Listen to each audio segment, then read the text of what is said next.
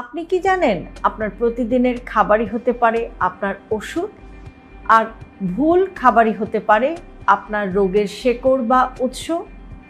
আজকের ভিডিওতে আমি আপনাদেরকে 8টি খাবারের কথা বলবো, যে খাবারগুলো নিয়মিত খেলে আপনার অনেক ক্ষেত্রেই আর ওষুধের প্রয়োজন হবে না। আর এই খাবারগুলো কোনো নামি দামি সুপারফুড না, বা অনেক বড় শপিং মল বা সুপার মার্কেট থেকেও আপনাকে কিনতে হবে না, বরং এই খাবারগুলো আছে আপনার ঘরের কাছে, আপনার হাতের নাগালের মধ্যেই। চলুন আজকের ভিডিওতে জেনে নেওয়া যাক কিভাবে খাবার দিয়েই সুস্থ থাকা যায় একদম ওষুধ ছাড়াই। আমলকি, প্রাকৃতিক ভিটামিন সি। আমলকির মধ্যে রয়েছে প্রচুর পরিমাণে ভিটামিন সি, যেটা আপনার রোগ প্রতিরোধ ক্ষমতা বাড়াতে একটা জাদুকরী ভূমিকা পালন করে। রোগ প্রতিরোধ ক্ষমতা বাড়ানো ছাড়াও এটা আপনার চুলকে ভালো রাখে, এটা আপনার ত্বক বা স্কিনকে ভালো রাখে, এমনকি এটা আপনার হজম শক্তিকেও ভালো করে। প্রতিদিন সকালে আপনি একটা কাঁচা আমলকি খেতে পারেন, অথবা খালি পেটে শুকনা আমলকির গুঁড়াও আপনি খেতে পারেন। নিয়মিত খেলে ঠান্ডা, কাশি, পেটের অসুখ এগুলো থাকবে না, এমনকি আপনার চুলও মজবুত হবে, চুল পড়া বন্ধ হয়ে যাবে। ব্রোকলি এবং সবুজ শাকসবজি শরীরের ডিটক্স সাপোর্ট। অনেকেই শাকসবজি খুব একটা পছন্দ করেন না, কিন্তু শাকসবজির মধ্যে থাকে প্রচুর পরিমাণে ফাইবার, অ্যান্টিঅক্সিডেন্ট এবং বিভিন্ন ধরনের ভিটামিনস, যেমন vitamin A, vitamin C, vitamin K. এগুলো আমাদের শরীরকে ডিটক্স করে, শরীরের কোষগুলোকে প্রোটেক্ট করে, এবং পাশাপাশি এগুলো কিন্তু ক্যান্সার প্রতিরোধেও সাহায্য করে। প্রতিদিনের ডায়েটে অন্তত 1 বাটি শাক রাখুন।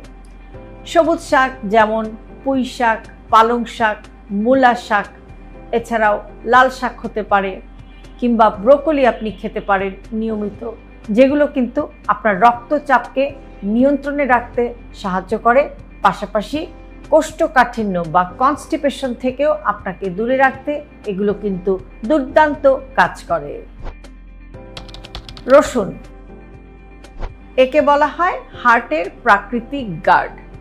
প্রতিদিন মাত্র 1 কোয়া কাঁচা রসুন খেলে আপনার রক্তচাপ নিয়ন্ত্রণে থাকে, রক্তের খারাপ কোলেস্টেরল কমে যায়, রক্ত পরিশোধিত হয় এবং আপনার হাড় সুস্থ থাকে। রাতে শোবার আগে বা সকালে খালি পেটে 1 কোয়া কাঁচা রসুন চিবিয়ে খান, গন্ধ লাগলেও উপকারিতার তুলনা নেই।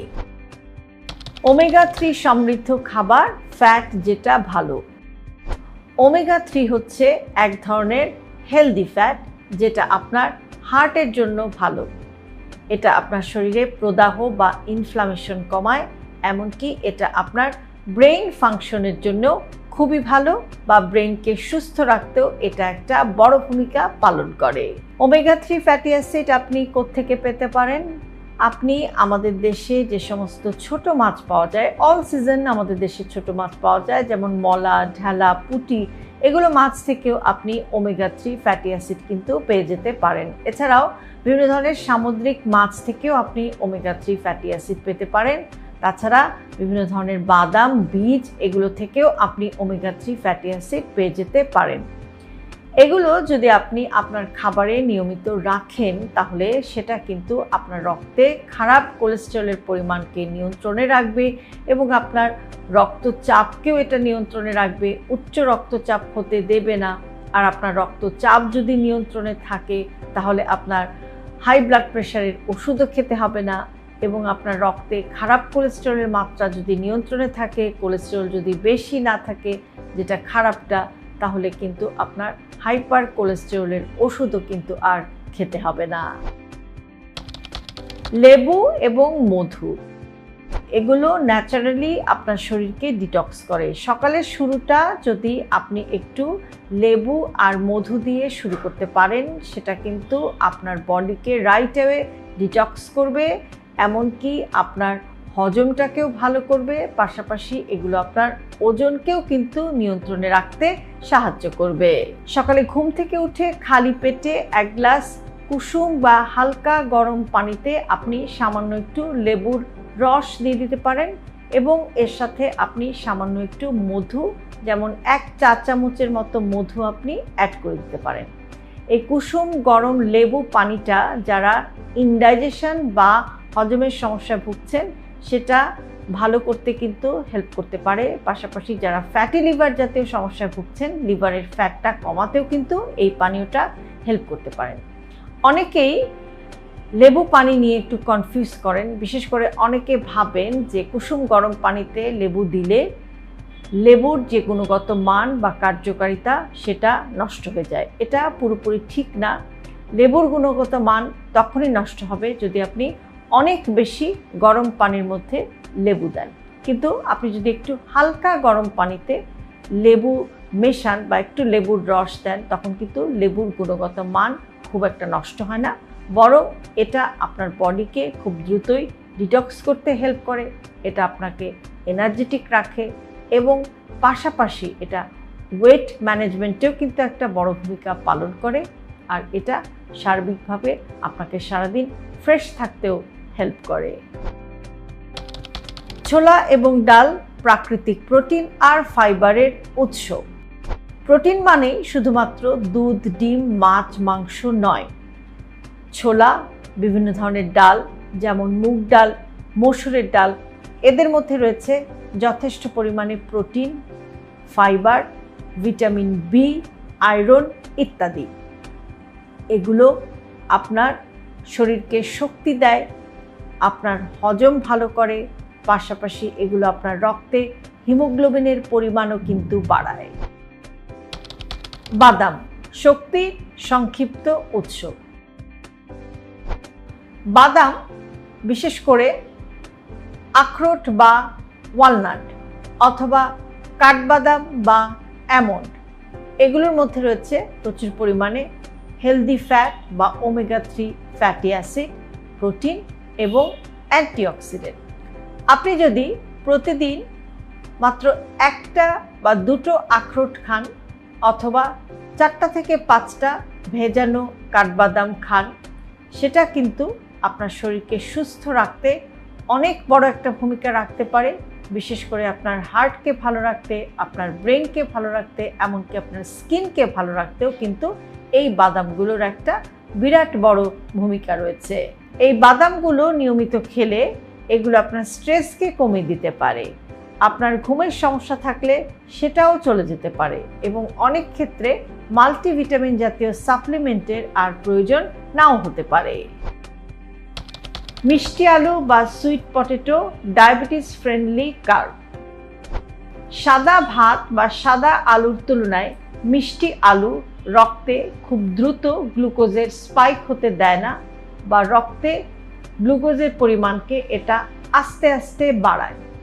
এর মধ্যে আছে বিটা ক্যারোটিন, ফাইবার এবং ভিটামিন এ।